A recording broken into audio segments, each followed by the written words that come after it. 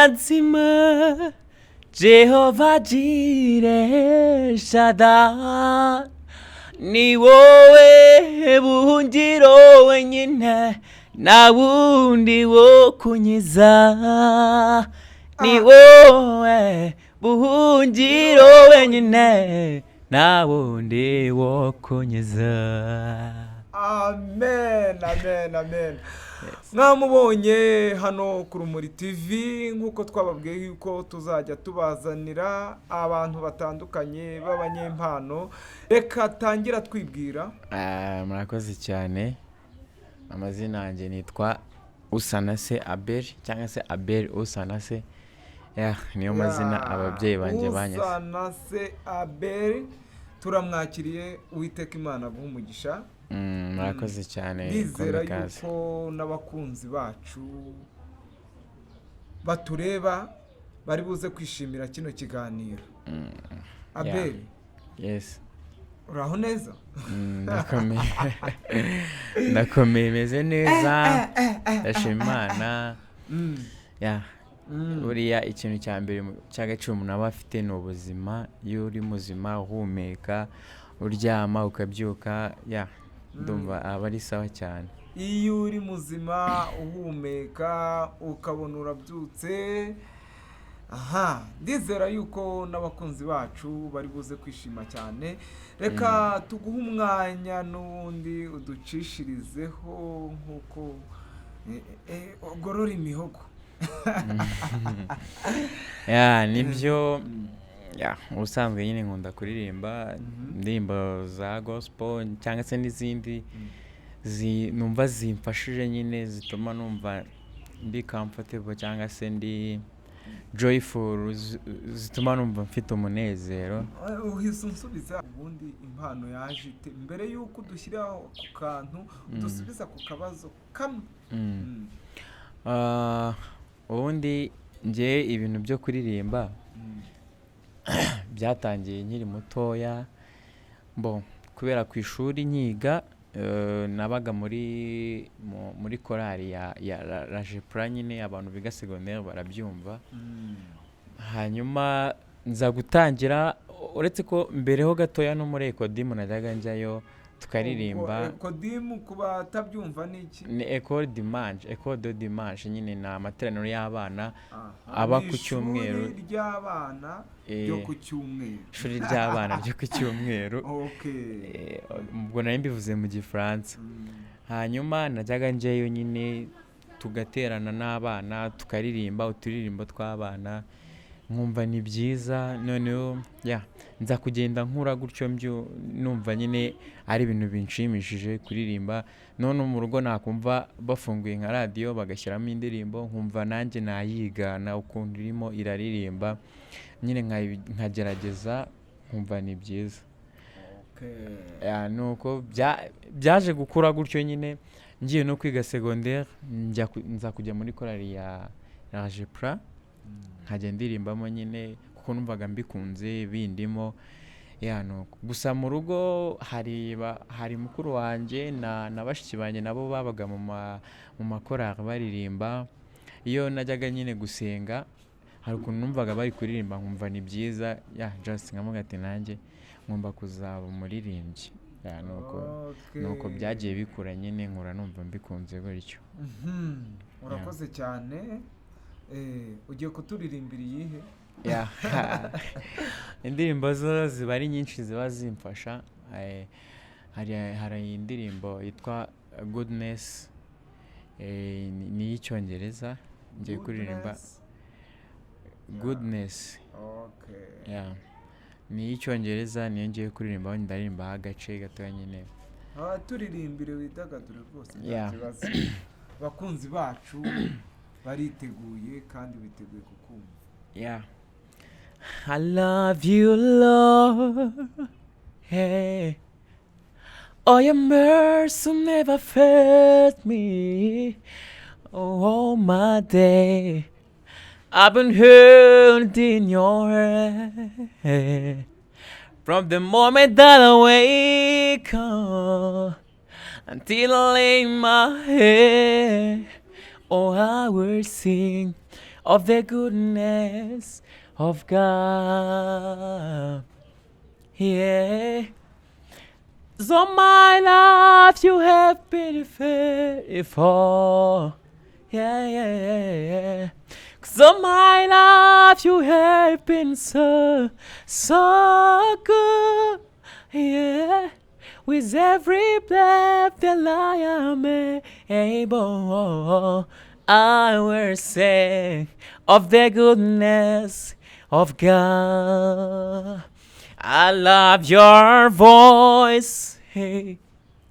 You have led me through the fire in the darkness near. You're the cross like no other. Hey.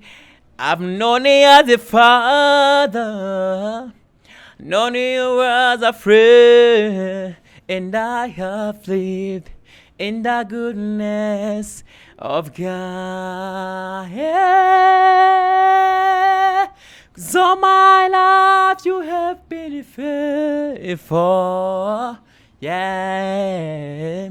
'Cause all my life you have been so, so good. Yeah, with every breath that I am able, I will sing of the goodness of God. Yeah. Yeah. Reka tumushimire cyane Usanase Abel. Yeah, Abel, goodness Abel. of God. Uzi ko nari ntangiye gusinzira, hari utuntu tugenda dukora ku mutima n'abakunzi b'Urumuri TV bakureba cyangwa n'abakumva rwose ndizera ko banyuzwe n'ijwi uririmba. Mbese ubundi iyi ndirimbo isobanura iki ku butumva ururimi rw'icyongereza? Ubundi indirimbo ni goodness of God, ni ukuvuga nyine ineza y'Imana. Niko ineza y'Imana ntirondore. Ineza y'Imana ni ngari cyane, niryo zina ryayo nyine ubwo mu Kinyarwanda ineza y'Imana, goodness of God. Amen. Amen. Ineza y'Imana. Ese we hari igihe waba warabonye ineza y'Imana ra? Cyane hari igihe umuntu bagira akantu kamwe cyangwa tubiri yabonye ukuboko kw'Imana. Wabwira abakurikira Urumuri TV, hari igihe waba warabonye ineza y'Imana cyangwa ukuboko kw'Imana nabyo ukabidusangiza?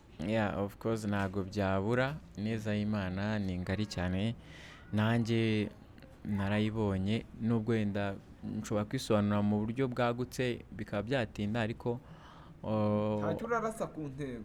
Igihe nibuka naba narabonye neza y'Imana, ni igihe nigeze kugera mu bihe bigoye, nari ndwaye nyine numva ameze nabi cyane, nkajya nsenga Imana nkabwira ati Imana umfashe unkize, mbona ko nyine byandenze no kwihangana ntakibishoboye, ariko nkajya nyine numva nyine ndi kugira nunguka imbaraga, kubera ko icyo gihe nyine naranasengaga, najyaga gusenga nkabwira Imana ati Imana umfashe. Hanyuma ahandi naba nabonye neza y'Imana ni mu gihe cyane cyo kwiga nyiga segonderi. Nigaga nyine amasomo ansaba umwanya cyane, gusoma bihagije kugira ngo nyine mbashe gutsinda. Hanyuma namara kwiga cyangwa se gusubira mu byo nize, nkasenga Imana ati Imana umfashe rwose, nimba ari nk'igihe cya examen tugezemo, umfashe rwose iki kizamini nzagitsinde. Aho naho numva naragiye mbona neza y'Imana, kuko examen nagiye nkora muri segonderi inyinshi cyane, amanota yazaga ari meza cyane, ku buryo nabaga mbyishimiye nanjye. Abantu benshi buri wese abavuga uko yabonye ukuboko kw'Imana. We wabonye Imana mu burwayi, Imana irakwiyereka. Wenda wabonye Imana ku ishuri, Imana yarakwiyeretse mu masomo. Ubwo abo biriho nabo ubwo bahise babitekereza ati nanjye Imana izanyiyereke. Actually nyine ashobora kuba yabyumva akavuga ati nanjye Imana izanyiyereke, ariko ntabwo Imana yakwiyereka. Hari n'ahandi yamwiyerekera. Ntabwo ari ku ishuri gusa, mu masomo, ntabwo ari mu burwayi gusa, ushobora no guhura n'ikindi kibazo kindi kiri pasono bitewe nyine nawe n'uruhare wabigizemo. Ntago wagenda ngo witurize nyine uvuge ngo ntegereje ko Imana ugomba kugira icyo ubikoraho. Okay.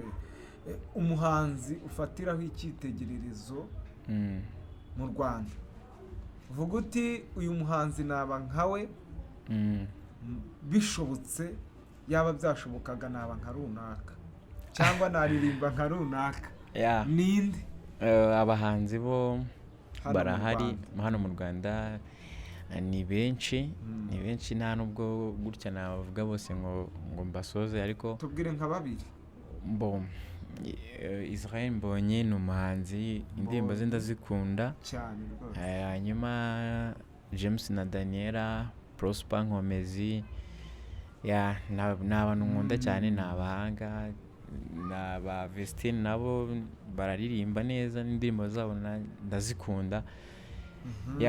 Utubwiye yuko wahera kuri Israel Mbonyi, indirimbo y'ukunda ni iyi, uhita unayidushyirira.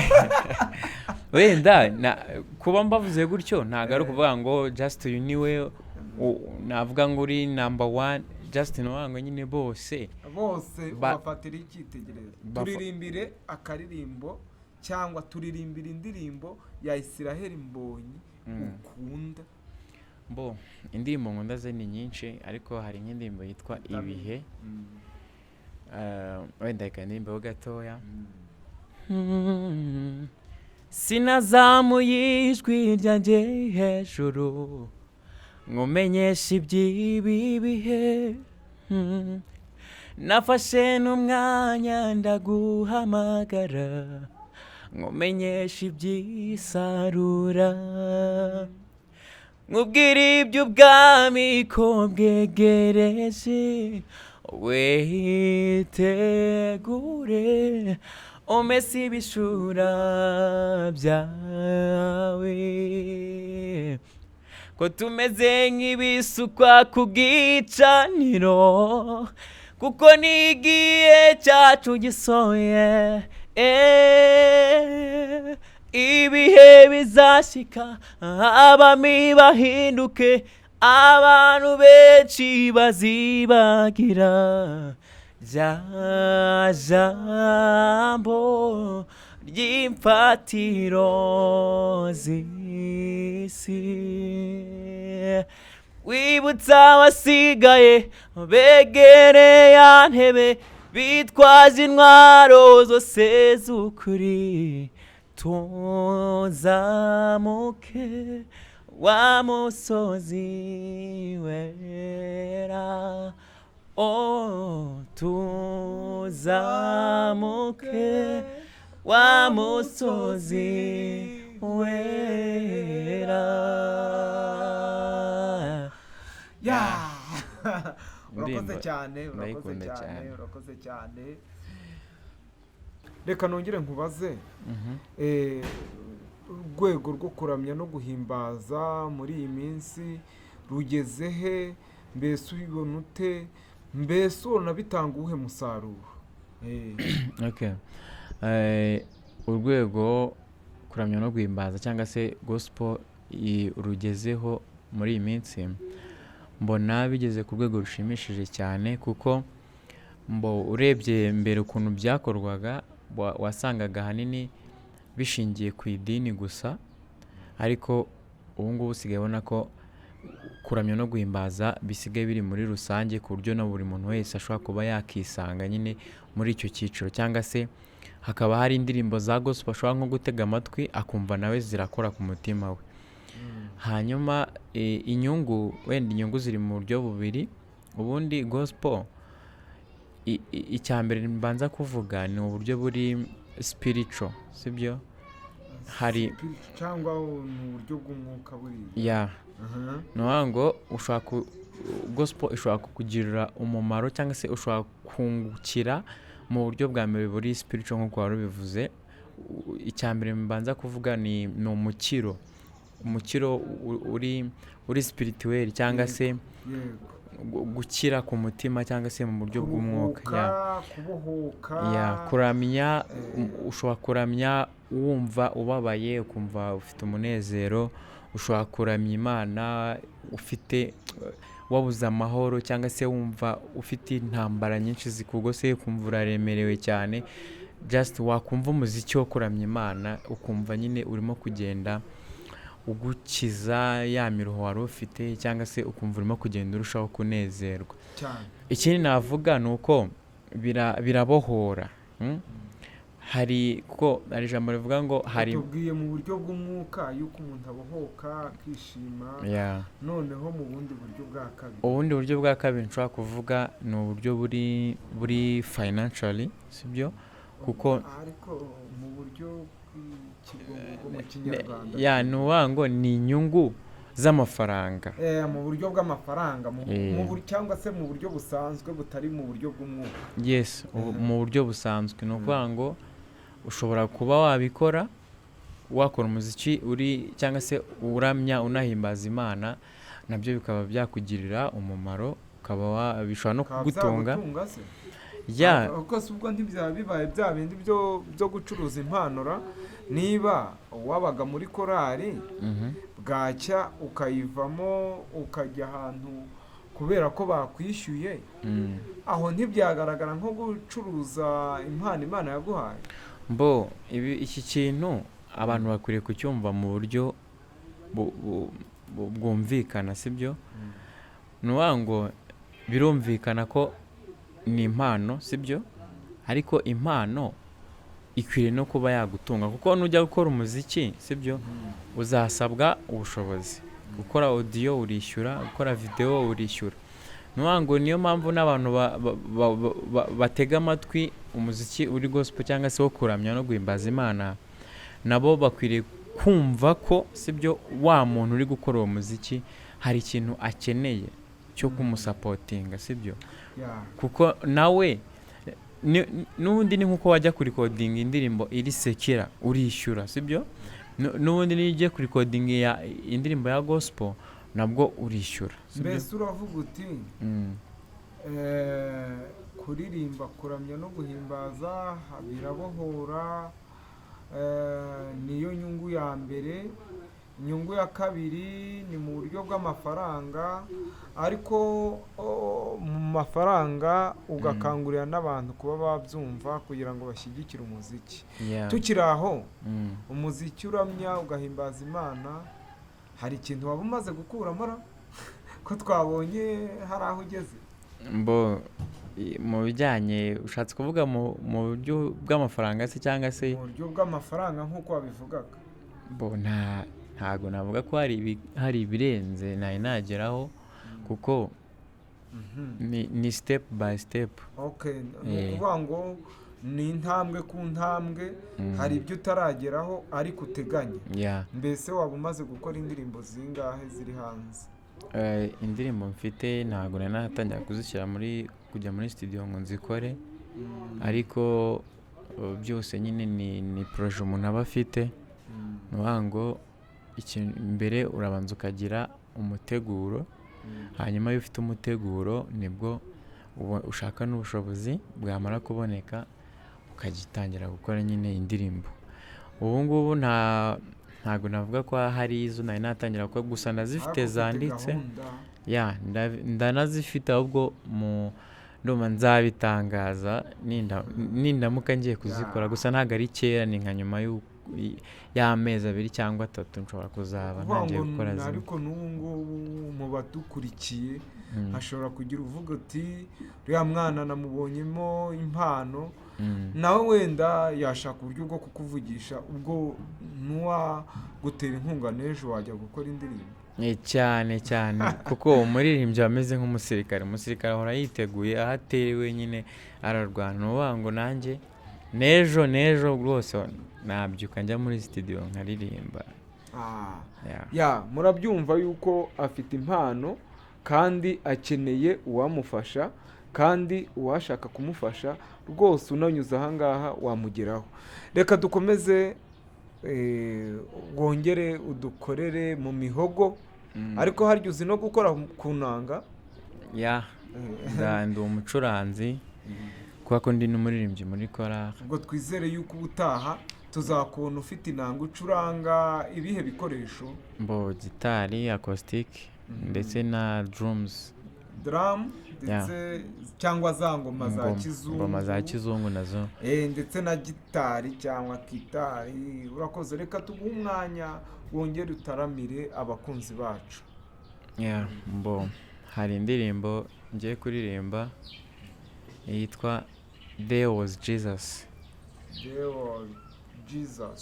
Ushatse kuvuga nayo ni iy'icyongereza, ni nk'uko wavuga ngo nyine Yesu warahabaye cyangwa se Yesu yarahabaye. ariko ubundi wari uhari. tutarava aho ngaho, Yesu Kristo ubona abantu bamwumva gute muri iki gihe?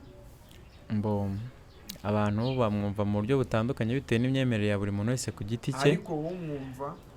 wenda mvuze ku giti cyanjye ngo Kristo ubundi navuga ko ari yatubereye nk'ikiraro cyangwa se umuhuza, coordinateur.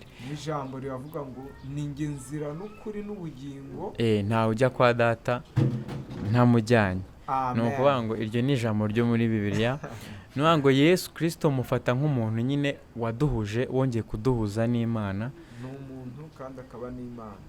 yabaye umuntu aba n'Imana. ni Imana ahubwo yigize umuntu. ni ukuvuga ngo ni Imana yabaye umuntu aba n'Imana, ariko kugira ngo turonke ubuzima cyangwa se atubere incungu, adukureho urupfu rw'ibyaha. reka dukurikire iyi ndirimbo. indirimbo ni There Was Jesus. reka ndirimbeho. Every time I try to make it on my own, every time I try to stay and start to fall, not a lonely road that love travel alone. There was Jesus. When love I breathed came crashing to the ground, when our friends are here, we're nowhere to be found. I couldn't see them, but I could see her now. There was Jesus. In a waiting, in a searching, in a healing and a worship, like a blessing bodied in my broken pieces. Every minute, every moment, where I've been and where I'm going, even when I didn't know it or couldn't see it, there was Jesus.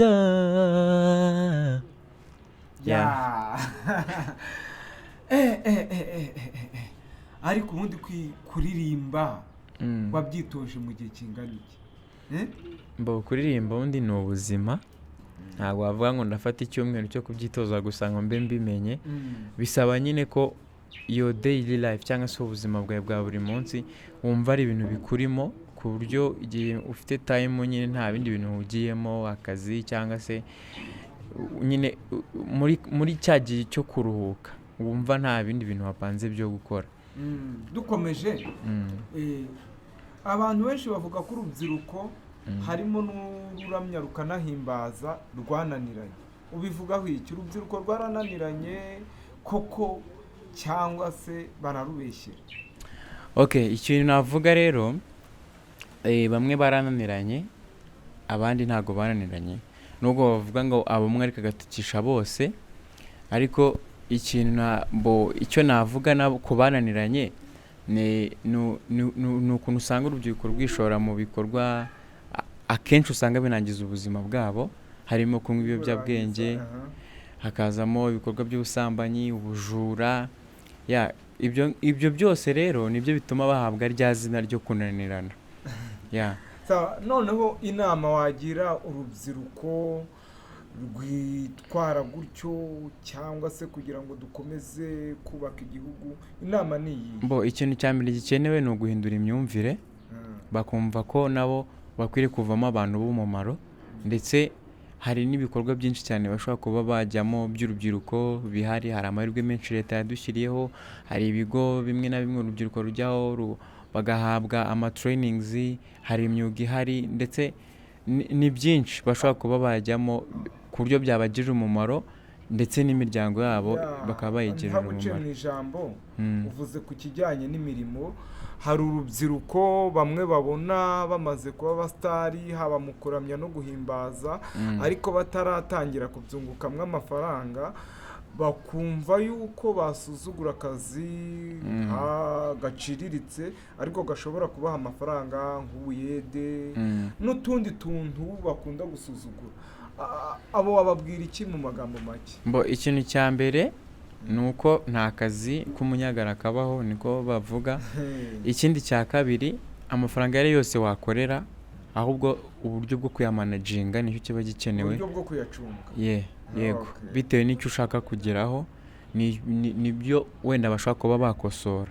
Ikindi baravuga ngo intsinzi yawe y'ejo, nako umwanzi w'intsinzi y'ejo ni intsinzi wagize uyu munsi.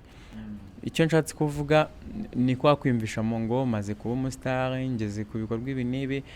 Ngo ubusitari ubundi ni achievement uba ugezeho, ariko usabwa kuyirinda kugira ngo utaza gusubira inyuma ku rwego wari ugezeho. Nta mahirwe uba ugize wenda. Ubusitari achievement ngo ni nk'igikorwa runaka gihambaye bumaze kugeraho.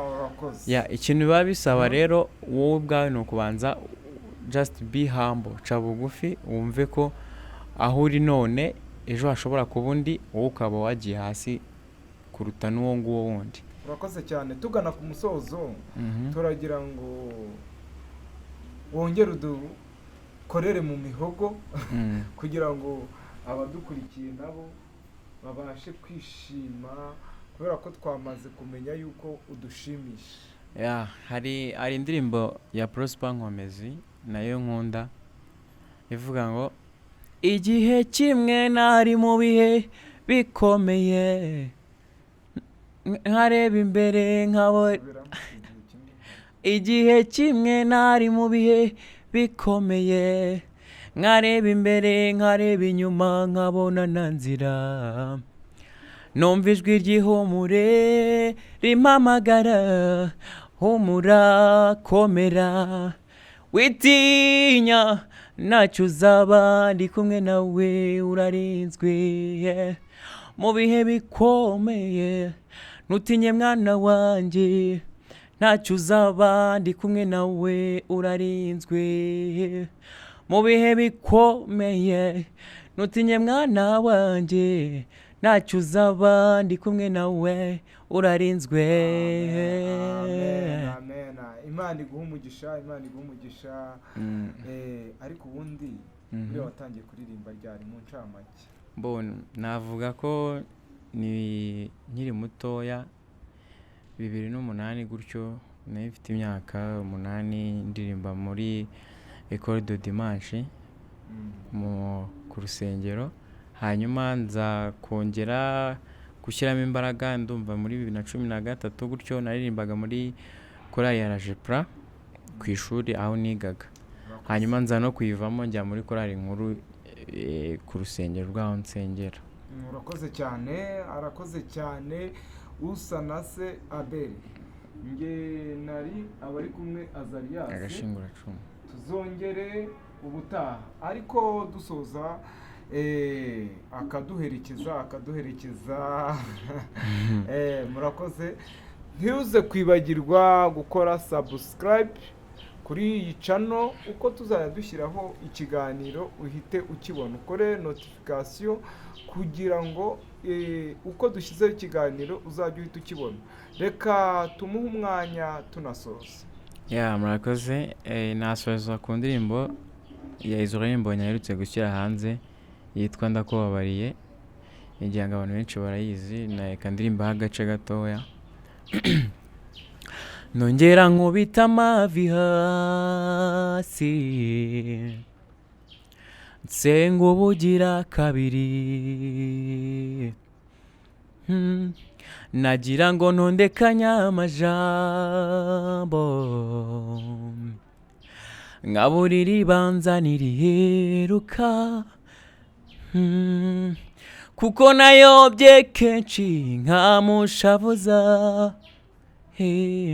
sinashikira ubwiza bwe nuko nyihamagara imbabazi ziwe ziritaba naragira icyo mvuga zirampobera ziti ngwino usange mutima nkunda cyane ndakubabariye